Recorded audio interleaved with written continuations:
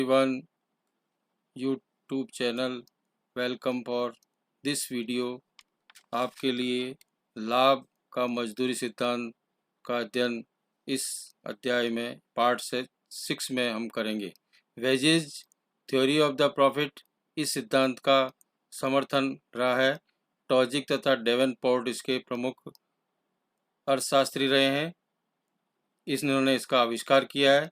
इस सिद्धांत के अनुसार लाभ मजदूरी का ही एक रूप या स्वरूप बताया गया है। टॉजिक जो है वो हमारे अर्थशास्त्री हैं। उन्होंने बताया है कि लाभ केवल संयोगवश प्राप्त नहीं होता है।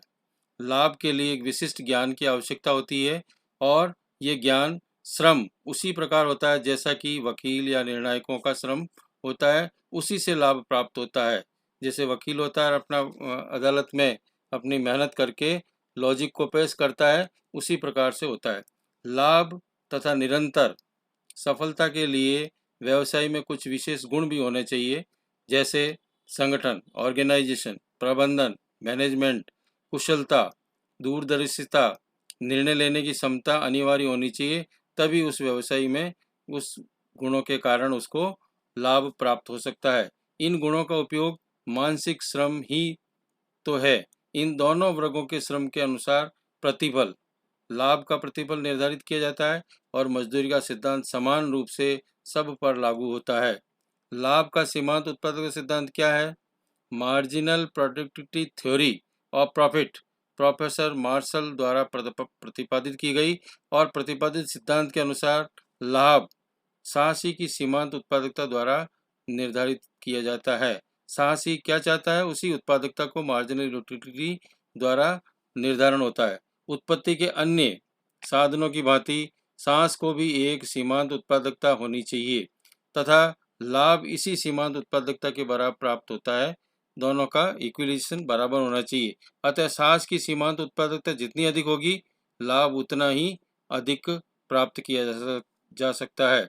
लाभ का जोखिम सिद्धांत, the risk theory of the profit, professor Harley द्वारा प्रतिपादित तथा प्रोफेसर मार्शल द्वारा समर्थित सिद्धांत के अनुसार लाभ जोखिम उठाने का पुरस्कार है। यानी व्यवसाय में व्यवसायी को लाभ प्राप्त करने के लिए कितना जोखिम उठा सकता है, उसका पुरस्कार प्राप्त करना होता है।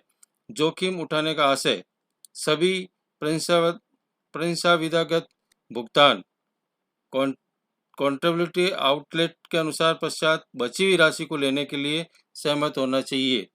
आधुनिक युग में एक साहसी व्यवसाय में अपनी पूंजी विनियोजित करता है तथा भविष्य की मांग को पूर्वानुमान आधारित मानता है, वस्तु का उत्पादन कर देता है।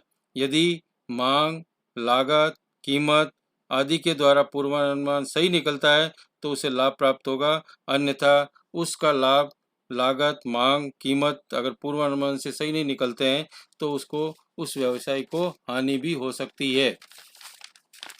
कोई भी व्यक्ति इस जोखिम को उठाने के लिए तब तक तैयार नहीं होता है जब तक कि उसको कुछ पुरस्कार प्राप्त या लाभ प्राप्त आशा नहीं हो। वही व्यक्ति उसको जोखिम को उठाने के लिए लॉस को उठाने के लिए सहमत हो सकता है। अतः जोखिम उठाना साहसी का एक विशिष्ट कार्य है, विशिष्ट गुण है और उसी विशिष्ट गुण का परिणाम क्या मिलता है, प्रतिफल क्या मिलता है? लाभ मिलता है, जो पुरस्कार के रूप में प्राप्त होता है। चूंकि विभिन्न व्यवसायों में निहित जोखिम की मात्रा का अंतर होता है, अलग अलग संगठन है और व्यवसाय है, उनमें अलग अलग जोखिम होती है और उस जोखिम के अंतर के फलस्वरूप ही उसको लाभ प्राप्त होता है। उनमें साहसियों का लाभ की मात्रा का अंतर पाया जाता है। जिन व्यवसायों में अधिक जोखिम होती है, जिनको लाभ अधिक अवसर प्राप्त होता है, जिन जोखिम कम होती है उनमें कम लाभ प्राप्त होता है। तो लाभ अनिश्चितता का वहन करने का एक सिद्धांत है, the uncertainty bearing theory of profit. Professor night अर्थशास्त्री ने जोखिम के सिद्धांत के लिए अलग अनिश्चितता सिद्धांत प्रतिपादित करते हुए लिखा है कि लाभ बीमा अयोग्य जोखिम है। जिस प्रकार से मनुष्य को इंश्योरेंस होता है, उसी से अयोग्य है तो उसकी अनिश्चितताओं के उठाने का एक पुरस्कार है तथा लाभ की मात्रा अनिश्चितता उठाने का भी पर निर्भर करता है। लाभ का प्रायोगिक सिद्धांत, dynamic theory of the profit, professor J B. Clark द्वारा इस सिद्धांत का प्रतिपादन किया गया था। और लाभ परिवर्तन का परिणाम और केवल प्रायोगिक अर्थव्यवस्था में ही प्राप्त होता है, स्थिर अर्थव्यवस्था में नहीं होता है। यानी प्रायोगिक स्तर में अचल जो अर्थव्यवस्था उसमें प्राप्त होगा, स्थिर अर्थव्यवस्था में उसका लाभ प्राप्त नहीं होता है।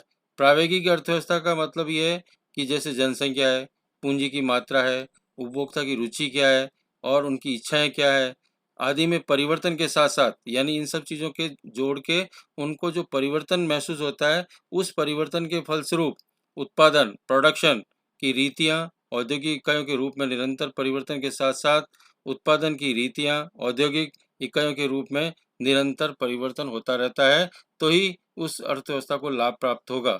स्थिर अर्थव्यवस्था अगर है, फिक्स इकोनॉमिक अगर है, तो लाभों का होना संभव नहीं होता है, क्योंकि परिवर्तनों की पूर्ण अनुपस्थिति में आर्थिक भविष्य अस्पष्टता दिखाई देने लगती है। इसलिए अनिश्चितता न होने के कारण कोई लाभ प्राप्त नहीं होगा।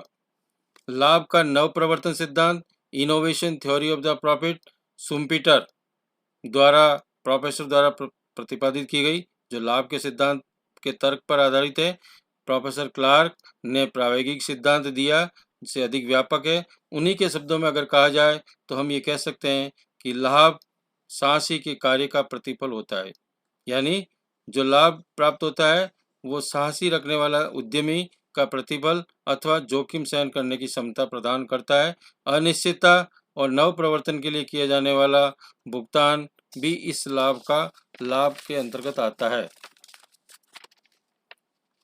पुरानी मशीनों के स्थान पर नवीन मशीनें एवं तकनीकों का प्रयोग करना, कच्चे माल का उपयोग, मितव्ययता लाना, वस्तु विक्रय के नए नए बाजार खोजना, विक्रय और वितरण के तरीकों में सुधार इम्प्लीमेंट करना, वस्तु के रंग और डिजाइन में ग्राहकों की रुचि के अनुसार परिवर्तन कर बढ़ावा देना, नए उत्पाद का विकास। इसी तरह से इसके नव प्रवर्तक का नई वस्तुओं पर एकाधिकार प्राप्त होता है, जिससे वे अधिक मूल्य वसूल करने में सफल प्राप्त हो सकता है।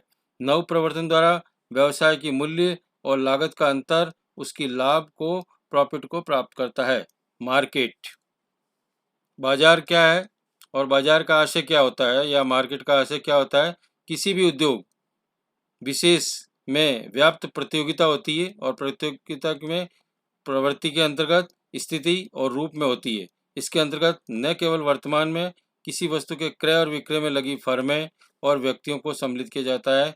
बाजार का वर्गीकरण, बाजार का वर्गीकरण जो है वो हम 3 प्रकार से कर सकते हैं। सबसे पहले पूर्ण प्रतियोगिता, परफेक्ट कंपटीशन के रूप में। पूर्ण प्रतियोगिता बाजार के उस रूप को कहते हैं जहाँ किसी भी वस्तु के क्रेता, सेलर और परचेजर बड़ी संख्या में एकत्रित हो जाती हैं, उसमें पूर्ण प्रतियोगिता होती है आपस में। दूसरा हमारा एकाधिकार या monopoly.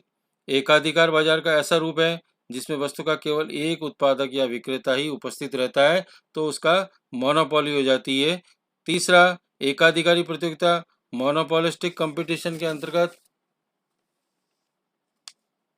Meaning of the monopolistic competition. इस स्थिति का विचार सर्वप्रथम प्रोफेसर चैम्बरलेन ने प्रस्तुत किया और उसी के फलस्वरूप ये अपूर्ण प्रतियोगिता की स्थिति पाई जाती है, जिसमें भिन्नता न समरूप हो किंतु मिलती जुलती वस्तुओं को बेचने वाला बाजार हो।